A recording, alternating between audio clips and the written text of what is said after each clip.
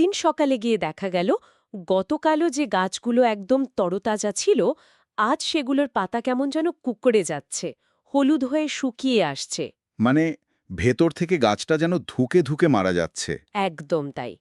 তখন যে কেউ হয়তো ভাবতে পারে নিশ্চয়ই বড় কোনো সুইয় পোকা বা বিঠিল পোকা পাতাগুলো খেয়ে ফেলছে, কিন্তু তন্ন করে খুঁজেও কোনো পোকা পাওয়া গেল না। তা মাছি বা হোয়াইট ফ্লাই, তারপর থ্রিপসের মতো ক্ষুদ্র শত্রুরা মূলত মারাত্মক সব ভাইরাসের বাহক হিসেবে কাজ করে। বাহক বা ভেক্টর।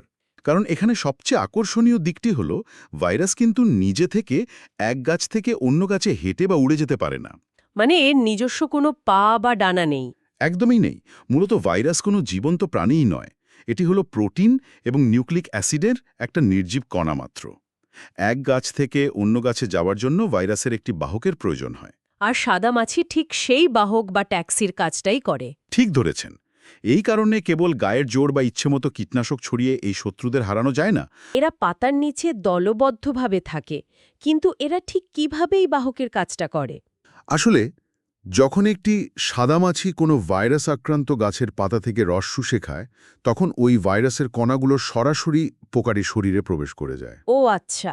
এরপর এই পোকাটি যখন উড়ে গিয়ে কোনো সুস্থ গাছে বসে রস খাওয়া শুরু করে, তখন তার লালার মাধ্যমে ভাইরাসটি সুস্থ গাছের কোষে পৌঁছে যায়। বাপরে। আর এই পোকাগুলোর আরেকটা অদ্ভুত দিক হলো, এরা শুধু রসই শুষে খায় না, সাথে হানিডিউ নামের এক ধরনের মিষ্টি তরল পদার্থ ছাড়ে। হানি ডিউ নামটা তো বেশ মিষ্টি। নামটা মিষ্টি হলেও কাজটা খুব খারাপ।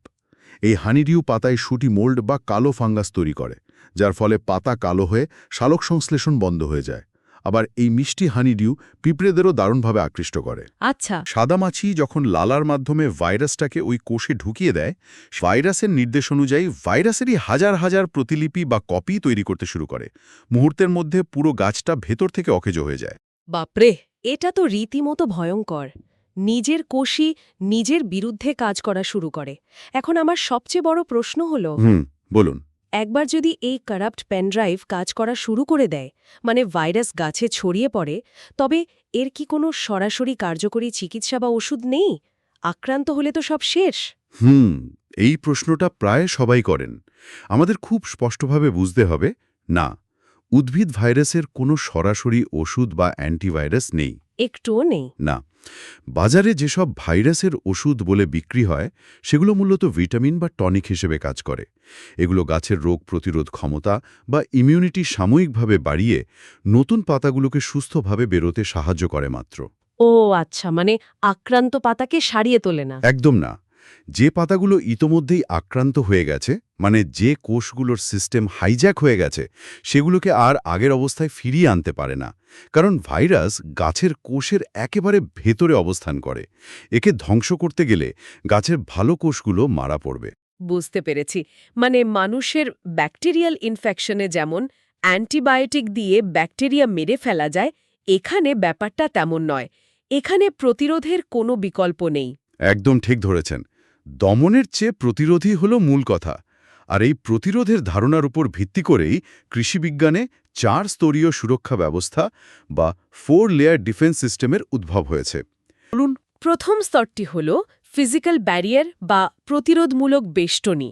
এটি শুরু হয় একেবারে বীজ লাগানোর আগের প্রস্তুতি থেকে। সোর্স বলছে শুরুতেই ভাইরাস সহনশীল জাতের বীজ নির্বাচন করতে হবে, আর জমির চারপাশ এবং আল সম্পূর্ণ আগাছা মুক্ত রাখতে হবে। এটা খুবই বেসিক কিন্তু জরুরি একটা ধাপ। এর সাথে একটি অদ্ভুত কৌশলের কথা বলা হয়েছে সোর্সে, ট্র্যাপ ক্রপ বা ফাঁদ ফসলের ব্যবহার। বলা হচ্ছে মূল ফসলের জমির চারপাশে অন্তত 2-3 সারি ভুট্টা বা জোয়ারের মতো লম্বা গাছের বেড়া দিতে হবে। হ্যাঁ, ট্র্যাপ ক্রপ। এটি পোকাদের সরাসরি ফসলে প্রবেশের পথ আটকে দেওয়ার এক চমৎকার প্রাকৃতিক কৌশল। বাহ, মানে মূল দুর্গ রক্ষা করার জন্য চারপাশে একটা প্রহরীর দেয়াল তৈরি করা। কিন্তু দেয়াল যতই শক্ত হোক, কিছু চালাক শত্রু তো ফাঁক গলে ভেতরে ঢুকে পড়তেই পারে। হ্যাঁ, সেটা অস্বাভাবিক কিছু না। এই ফিজিক্যাল ব্যারিয়ার পেরিয়ে যদি পোকা ভেতরে ঢুকেই পড়ে, তখন আমরা কি করব?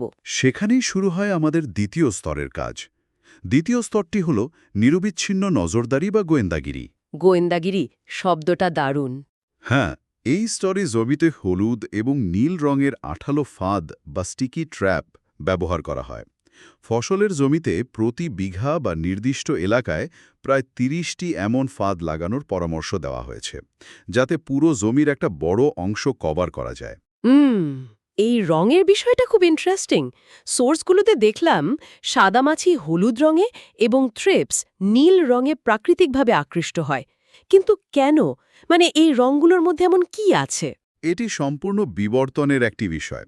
সাধারণত গাছ যখন একটু দুর্বল বা স্ট্রেসড হয়ে পড়ে, তখন তার পাতার রং কিছুটা হলদেটে হতে শুরু করে। বুঝতে পারছি।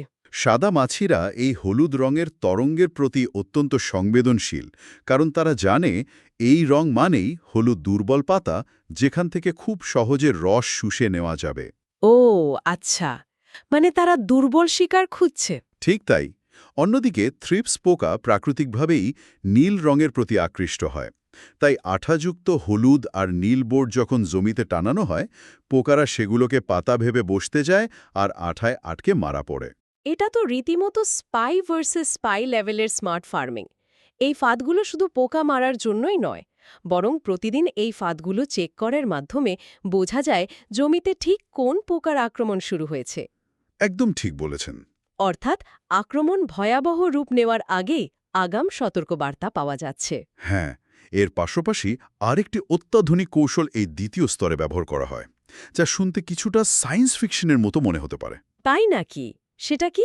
সেটি হল রিফ্লেকটিভ মালচিং বা চকচকে মালচিং পেপারের ব্যবহার। জমির মাটিতে চকচকে প্রতিফলক পলিথিন বা কাগজ বিছিয়ে দেওয়া হয়। চকচকে কাগজ বিছিয়ে দিলে কি লাভ? পোকারা কি ভয় পায়? ভয় পায় না, তারা মূলত অন্ধ বা বিভ্রান্ত হয়ে যায়। পোকারা ওড়ার সময় আকাশের অতি বেগুনি রশ্মি বা সূর্যালোক ব্যবহার করে নিজেদের ন্যাভিগেশন বা দিক ঠিক রাখে। যখন মাটির দিক থেকে এই রিফ্লেকটিভ মালচিং সূর্যের আলোকে তীব্রভাবে প্রতিফলিত করে ওপরের দিকে ছুঁড়ে মারে, তখন পোকাদের দিক নির্ণয় ব্যবস্থা সম্পূর্ণ ওলটপালট হয়ে যায়। বাপরে! তারা বিভ্রান্ত হয়ে ফসলের উপর বসতেই পারে না, আবার উড়ে চলে যায়। এছাড়া নজরদারির জন্য ফেরোমন ফাঁদ, যেমন জোনাট্রেক, কিউট্রেক বা সেরানক এর ব্যবহারও এই দ্বিতীয় স্তরের অন্তর্ভুক্ত। এগুলো পুরুষ পোকাদের গন্ধের মাধ্যমে আকৃষ্ট করে আটকে ফেলে। আলো দিয়ে পোকাদের জিপিএস সিস্টেম নষ্ট করে দেওয়া অসাধারণ। আচ্ছা, ফাঁদে তো কিছু পোকা ধরা পড়ল, কিন্তু গাছের লক্ষণ দেখে কিভাবে বোঝা যাবে আসল শত্রুটিকে? এটাই সবচেয়ে বড় চ্যালেঞ্জ। কারণ এই শত্রু শনাক্তকরণটা সঠিক ব্যবস্থা নেওয়ার জন্য সবচেয়ে জরুরি। আমাদের আজকের ফোকাসের আরেকটি গুরুত্বপূর্ণ অংশ হল থ্রিপস বনাম মাকড়, মানে মাইটস এর আক্রমণের পার্থক্য বোঝা। এটি খুবই ক্রুশিয়াল একটি পয়েন্ট, কারণ লক্ষণ দেখে রোগ নির্ণয় করতে পারাটাই সঠিক দমন ব্যবস্থা নেওয়ার প্রথম ধাপ।